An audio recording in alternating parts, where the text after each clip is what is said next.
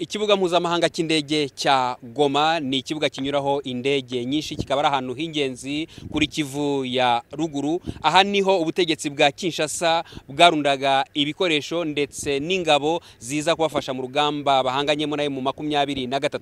Iki kibuga mpuzamahanga cy'indege cya Goma cyabaye isibaniro ubwo mu 23 yinjiraga mu mujyi wa Goma tariki 26. Aha baharwaniye iminsi 2, urugamba rurakomera. Impamvu rwakomeye nuko hari ingabo zidasanzwe za Kinshasa cyangwa se za Repubulika Demokarasi ya Kongo bita Lehibu cyangwa se ibihunyira. Hakaba kandi hari n'ingabo z'umutwe urinda umukuru w'igihugu GR. Ku rundi ruhande hari FDLR, wa mutwe w'iterabwoba ugizwe n'abasize bahekuye u Rwanda. Abo bose barafite ibikoresho.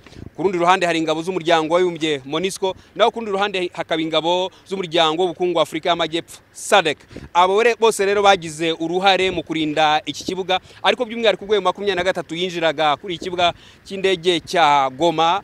Abo ba Hibu ndetse na GR bararwanye cyane, urugamba rurakomera bimara iminsi 2. Ariko icyo mwakitondera cyane, aha niho hari yashinze imbunda ziremereye, izo bita BM za Katyusha n'izindi mbunda z'imisada. Izo mbunda rero nizo ingabo za Kongo ndetse na FDLR zakoresheje mu kurasa ku Rwanda. Za BM zishinze hariya zarashe ku Rwanda, zica bamwe mu baturage, abandi zirabakomeretsa. Ariko intare za Sarambwe cyangwa se abasore ba 23 bayoboye urugamba kugeza ubwo bafashe iki kibuga, ariko ntibanagifata gusa, ahubwo bafata icyo bita amateka cyangwa bafata mpiri bamwe mu baharwaniraga. Ku buryo amakuru dufite, ingabo za Kongo zigera kuri 180, uwo mutwe w'ingabo zidasanzwe Lehibu ndetse n'abarinda umukuru w'igihugu cya Kongo, bose bakaba barafatiwe ahangaha ko barenga 480, hakaba bategerejwe ikizakurikiraho. Uyu munsi rero ikibuga mpuzamahanga cy'indege cya Goma kirimo ibikoresho byinshi cyane, harimo imodoka zisanzwe, za imodoka z'intambara, zaba intwaro z'amoko atandukanye zafatiwe ahangaha.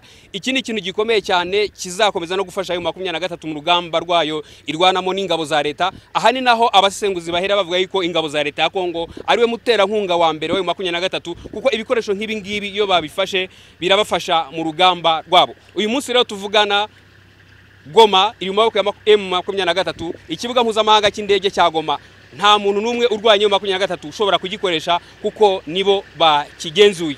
Mu gihe bakigenzuye rero bivuze yuko ari imbaraga kuri bo, kubera yuko iki kibuga kirabafasha mu bintu byinshi cyane, kuko hari n'indege twagiye tuhabona. N'undi wese washaka gukoresha ikibuga cy'indege yabanza kubasaba uburenganzira. Ibi rero birashimangira gutsindwa gukomeye kwa leta ya Kinshasa, gutsindwa gukomeye kwa Tshisekedi, ari nabyo wagiye ubona bigarukaho mu bitangazamakuru bitandukanye bishimangira intsinzi ya M23.